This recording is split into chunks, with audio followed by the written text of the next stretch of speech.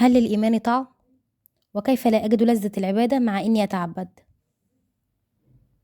السلام عليكم ورحمة الله وبركاته. اللهم صل وسلم وبارك عليك يا سيدي وحبيبي وقرة عيني يا رسول الله. موضوع فيديو النهاردة عن إزاي تتذوق حلاوة الإيمان. أولا، يعني إيه تتذوق حلاوة الإيمان؟ هو الإيمان له طعم وتقدر تدوقه؟ يعني لو بقولك إن لك ذوق عالي في اختيار ملابسك أو ذوق عالي في اختيار عطرك، هل ده معناه إن أنا ذقت العطر أو ذقت الملابس؟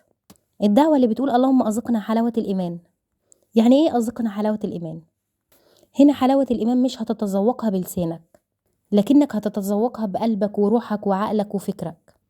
لما تذوق حلاوة الإيمان هتتلمس السعادة في كل شيء، هدوء البال، راحة القلب، هناء العيشة، خلو ذهنك وروحك من أي حاجة بتعكره.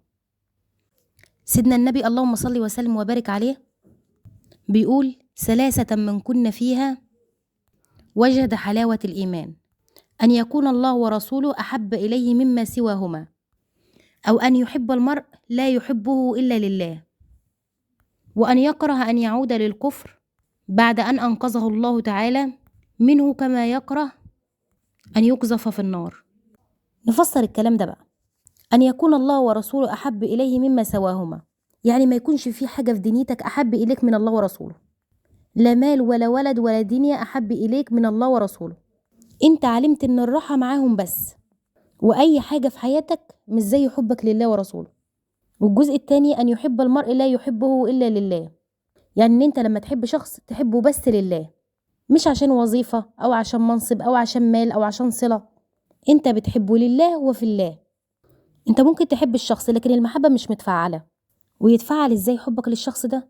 انك تهتم بيه، تزوره، تعطيه هدية. سيدنا النبي عليه افضل الصلاة واتم التسليم بيقول: لن تدخلوا الجنة حتى تؤمنوا، ولن تؤمنوا حتى تحابوا، ألا هل أدلكم على شيء لو فعلتموه تحاببتم؟ قال: أفشوا السلام بينكم.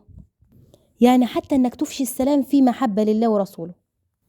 الجزء الثالث في الحديث واللي بيقول: أن يكره أن يعود للكفر بعد أن أنقذه الله تعالى كما يكره أن يقذف في النار. والدليل على كده أن الأشخاص اللي أسلموا بعد كفر أو جهل أو معاصي، إحساسهم بالإيمان والإسلام بيبقى غير شخص نشأ لقى نفسه مسلم من غير أي جهد ولا معاناة منه. الشخص اللي نشأ في جاهلية بيعرف معنى حلاوة الإيمان. لما قال هرقل لأبو سفيان: هل يرتد أحد منهم من أصحاب محمد سخطة لدينه بعد أن يدخل فيه؟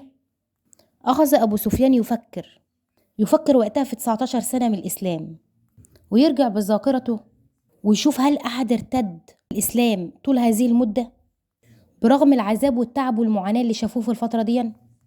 فلم يجد أحد ارتد أبدا، فقال له: لا. هرقل كان نصراني وكان عالم بدينه. قال: كذلك الإيمان إذا خالط بشاشته القلوب.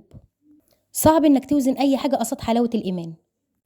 زي شخص غني نشأ في معاصي وذنوب وعمل كل حاجة محرمة عشان يحس بحلاوة أو راحة أو هناء أو سعادة.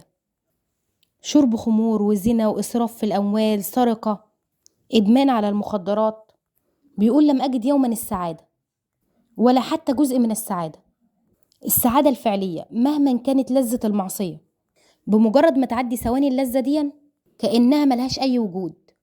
أنما لذة الإيمان أو حلاوة الإيمان بتدوم. بيقول إنه لما ربنا تاب عليه ولقى طريقه اللي كان بيدور عليه، وجد حلاوة وراحة وسعادة وهناء غير طبيعي.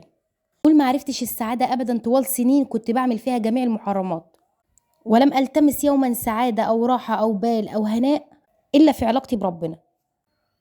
وبرغم إن الإسلام حاطط قيود على كل حاجة، يعني مفيش سرقة، مفيش زنا، مفيش خمور، مفيش محرمات، إلا إن اللي بيسلم بعد عايش في جاهلية بيحس قد إيه كان ميت، ما كانش عايش من أساسه.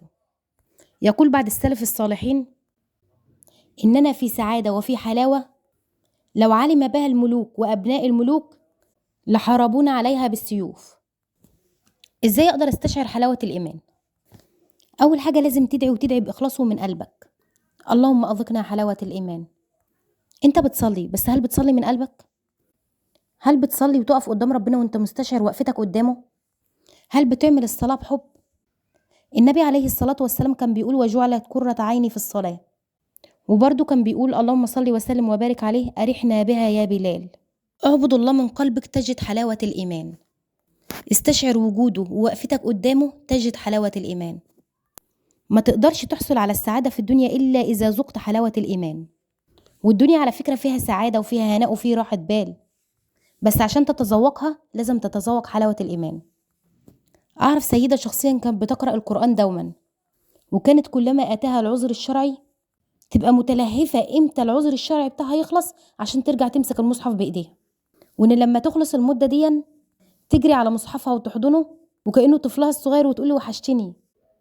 مش مجرد قراءة قرآن، ده ربنا بيكلمك، تستشعر وجوده وعظمته، تستشعر كلامه، تحب من قلبك، ولما تقرأه تفهمه، ولما تفهمه تعمل بيه. الإيمان أبدا عمره ما كان بكتر العبادات، لكن بالإخلاص فيها. تخيل نفسك قاعد تدعي ربنا، بس المرة دي مش هنقول إنك بتدعي علشان عايز حاجة، يعني أقصد حاجة مادية، مال، ولاد، شغل، زواج، لأ، أقصد بتدعيه عشان القرب بس. قاعد بتكلمه من قلبك وتقول له يا رب أنا عاصي، أنا ضعيف، يا رب اشملني بعطفك برحمتك بحبك. تقول له اللهم قرب قلبي إليك، اللهم اجعل همي رضاك، اللهم اجعلني ممن تحبهم وتذكرهم في الملأ الأعلى يا رب العالمين.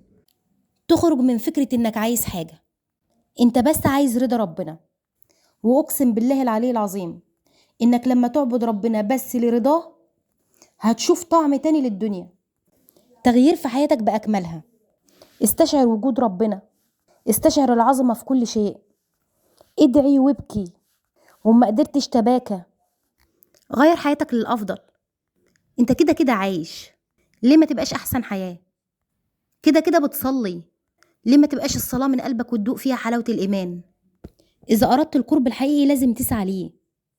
استغيث بالله، لا تحب إلا لله، لا تتعلق إلا بالله. في النهاية أتمنى من الله إن فيديو النهاردة يلمس قلوبكم وتستشعروا بيه وجود الله وتذوقوا بيه حلاوة الإيمان. اللهم أذقنا أنا والمسلمين جميعا حلاوة الإيمان. إذا عجبك الفيديو اعمل اشتراك في القناة وفعل الجرس وسيب لي رأيك في التعليقات. والسلام عليكم ورحمة الله وبركاته.